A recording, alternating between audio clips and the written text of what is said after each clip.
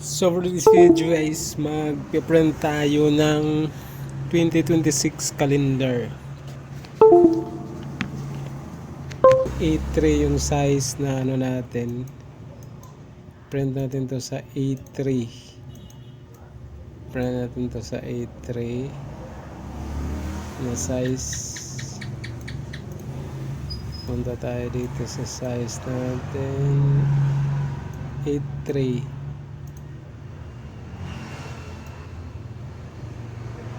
Hanapin nyo lang yung A3 dito. Ayan, adjust. Pag PDF kasi madaling i-adjust siya. So, flexible yung PDF. Hindi katulad sa Word or Excel na ang daming pang i-adjust. So, dito tayo sa fit to printable area. So, ayan. Print natin to dito sa lagay natin dito from 3 to 14. So ayan, print natin.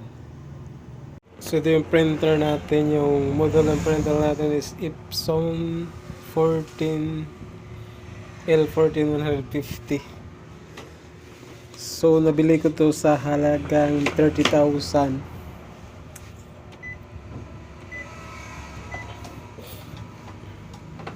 So, ang ano pala nito is ano to siya, yung original ink niya is dye ink, pero yung nilagay ko dito is pigment ink para all A na siya. So, pwede siya photo print,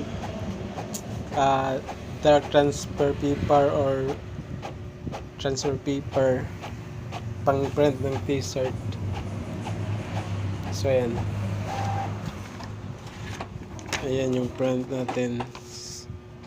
So, medyo ano lang siya, mabagal lang yung ano niya pag colored. Pero pag black and white, mabilis to.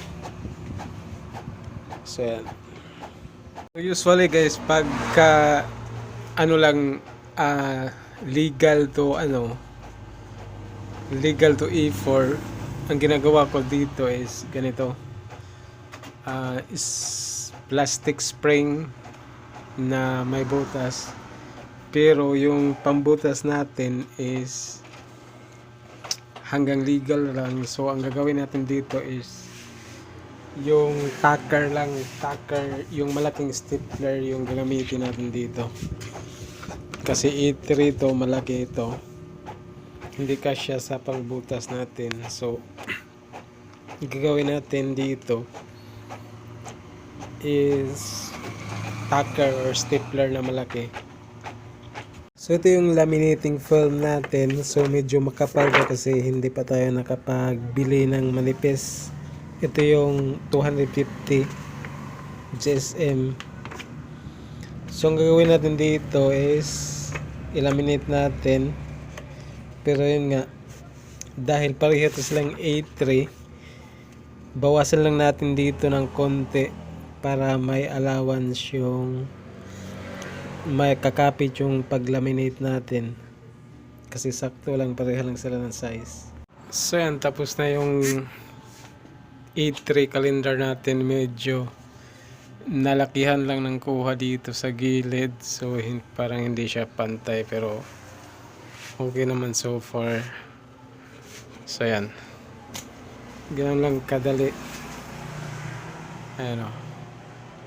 So mas matibay siya kung kaysa photo paper, kasi mapunit yung photo paper. Ito mas mahal pa yung bibili ka ng calendar clip tapos photo paper, kasi yung photo paper, kasi ito mura lang to yung manipis na laminating film. So makamura ka dito kung laminating film yung gamitin mo, bond paper lang yung ano mo, tapos laminating film. Kasi kung photo paper, bibili ka pa ng clip, calendar clip. So mas mahal yung malaki katulad nito A3. Mahal. So ayan. Okay naman siya. Tignan.